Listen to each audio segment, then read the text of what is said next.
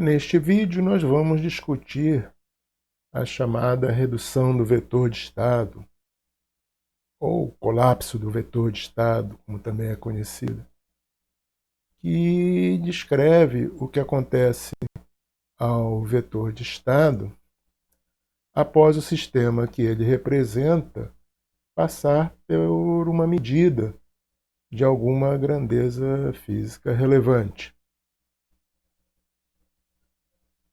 Talvez essa noção, essa ideia de redução ou colapso nem deva ser chamada de um princípio da mecânica quântica, pois para muitos tipos de medida não faz sequer sentido tentar aplicá-lo.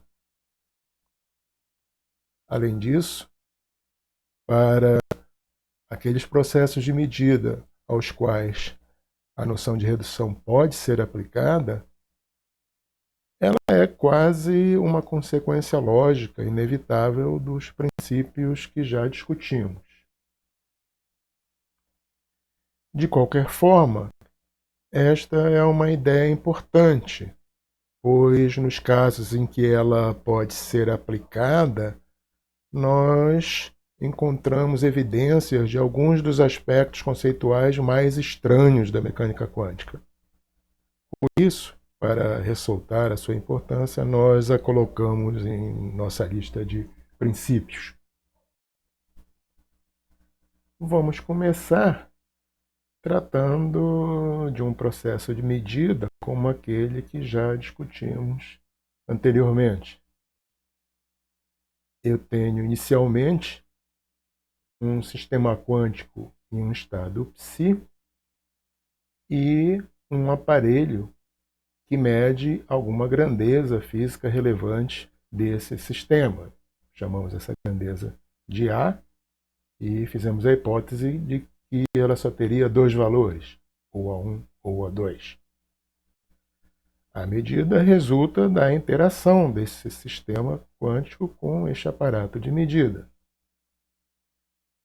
Após essa interação, após realizada a medida, o aparelho estará registrando um dos dois valores possíveis.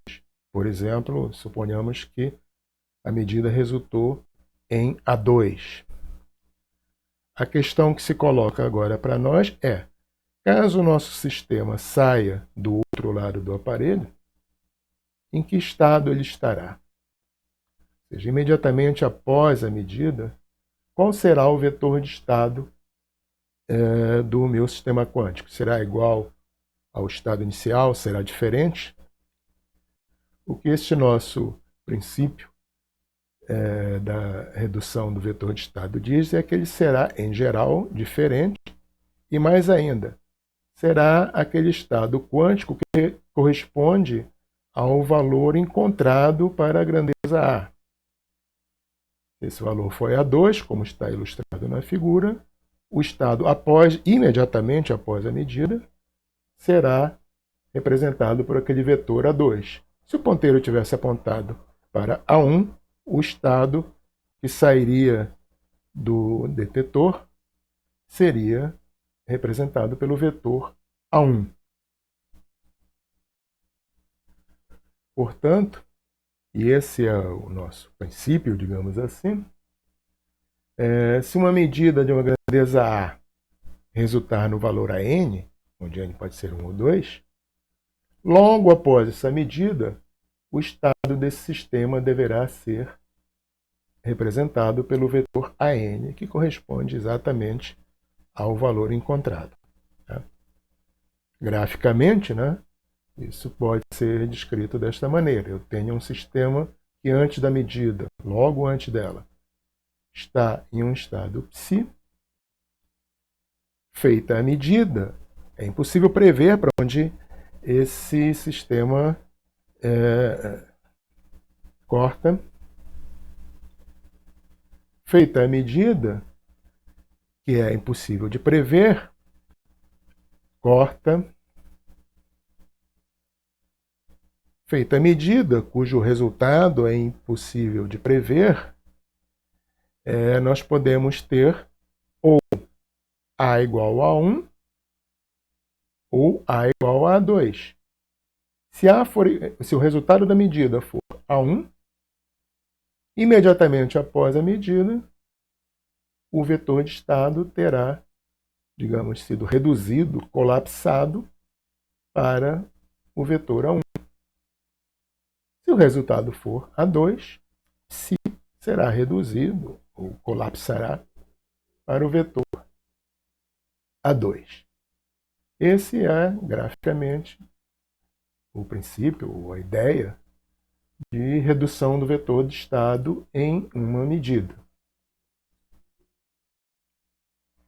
Por estranha que pareça, essa noção de colapso do vetor de estado é uma necessidade, caso queiramos dar um significado minimamente razoável ao conceito de medida.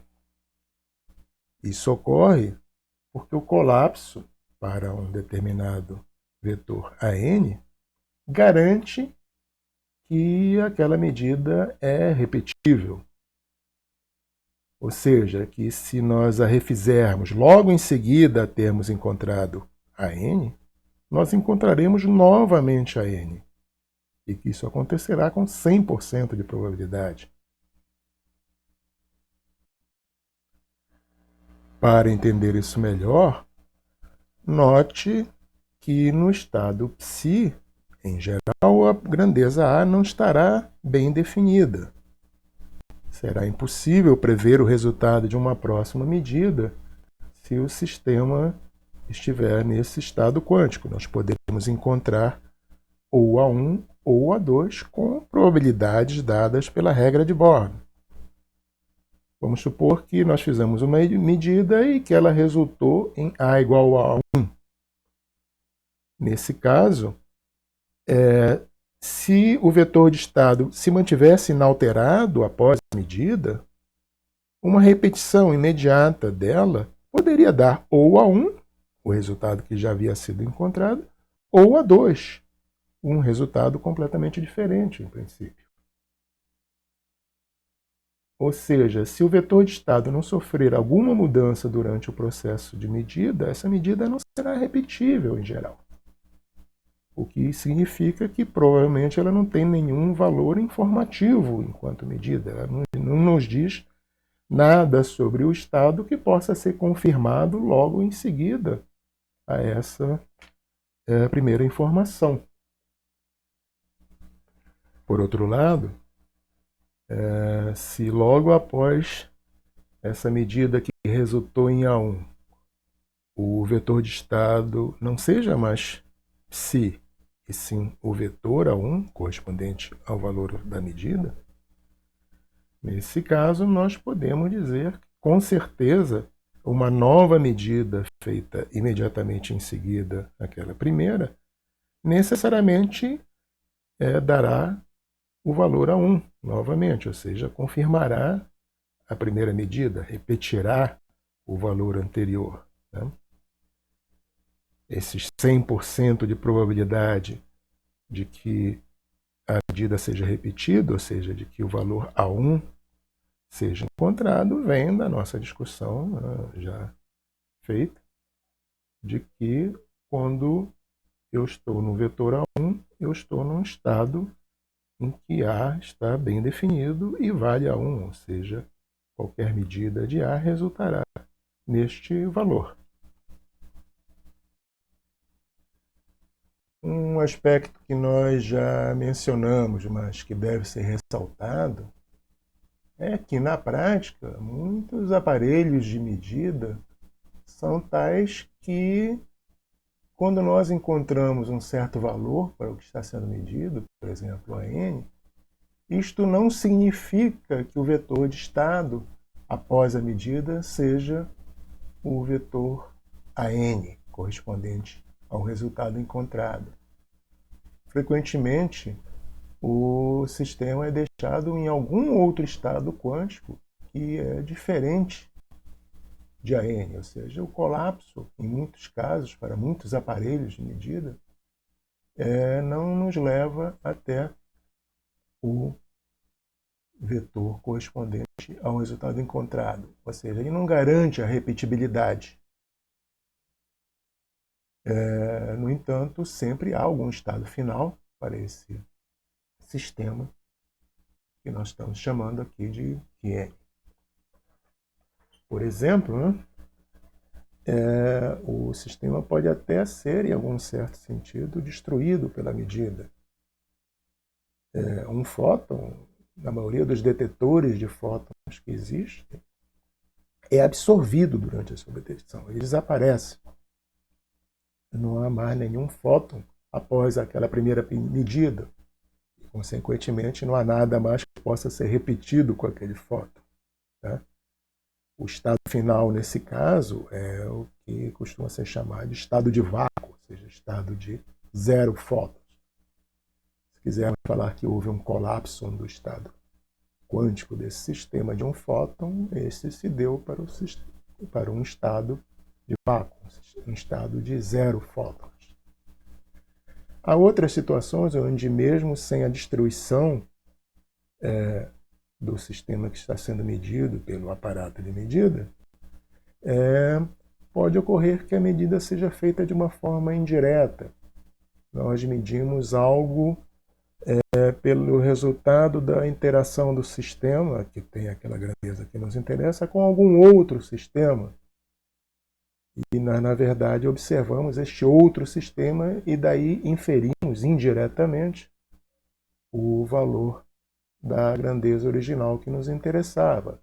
Para dar um exemplo concreto, é muito difícil medir a energia de um nêutron, pois como ele não é uma partícula carregada, ele não interage de forma apreciável com campos eletromagnéticos, que são a maneira mais simples e confiável de se medir a energia de uma partícula.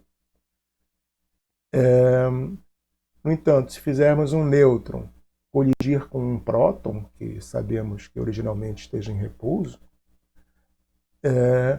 e ao olhar a energia desse próton, que pode ser medida porque ele é carregado, e a direção em que ele foi emitido, que também pode ser medida, né, nós podemos inferir qual é a energia inicial daquele nêutron. No entanto, ela certamente não será a energia final que o nêutron tem após a colisão. Parte daquela energia inicial foi transferida para o próton. Consequentemente, uma nova medida de energia sobre o nêutron certamente não repetirá o primeiro resultado. Após a medida, o nêutron tem uma energia diferente. Né? Ou seja, em casos como esse, a gente tem algum tipo de redução, de colapso do vetor de estado após a medida, mas esta redução não torna o resultado da medida repetível. Isso não diminui a importância de considerar situações onde há repetibilidade, porque elas provam que, pelo menos para algum mecanismo, para algum aparato de medida, ainda que idealizado, o conceito de medida essencial não só para a mecânica quântica, mas para qualquer ciência quantitativa, faz sentido. Medidas são, pelo menos em princípio, para algum tipo de aparato, repetíveis. A redução do vetor de estado durante um processo de medida nos permite esclarecer uma questão que já poderia ter surgido. Ao discutir todos os nossos princípios já tratados, nós sempre começamos falando que vamos supor que o vetor de estado do sistema seja dado e é o vetor psi. No entanto, como é que nós sabemos colocar esse sistema, como é que nós podemos colocar um determinado sistema nesse estado? Como é que nós podemos saber que ele chegou ali? Né? Isso, uma maneira de fazer isso é explorando a ideia da redução do vetor durante um processo de medida. Tá? A redução do vetor de estado permite colocar o sistema em um estado que nós sabemos qual é. Tá? Por exemplo, Se eu tenho aqui um vetor em um sistema em um estado desconhecido, não sei qual é o vetor de estado dele, eu coloco de interação com um aparelho de medida que me diz que o resultado daquela medida em particular foi A1. Então eu posso ter certeza, pela ideia de redução do vetor de estado, que logo após esta medida que resultou em A1, o estado quântico do sistema será representado pelo vetor A1. Eu saberei qual é o estado psi dele logo após essa medida. Será A1. Posso construir um filtro com isso. Eu posso tampar a saída deste aparelho sempre que o resultado A2 seja encontrado, de modo que desse lado nós teremos apenas aqueles sistemas em que o valor A1 resultou na medida, ou seja, nós teremos sempre sistemas saindo daqui em que o estado quântico será A1. Essa é uma maneira de entender como nós podemos preparar a condição inicial em um certo experimento. Um experimento quântico, um experimento com um sistema quântico pode ser imaginado como tendo início e algo desse tipo. O sistema passa por uma espécie de filtro que só permite a saída de sistemas que estão no estado correspondente à grandeza que foi encontrada por esse aparelho de medida, por esse filtro.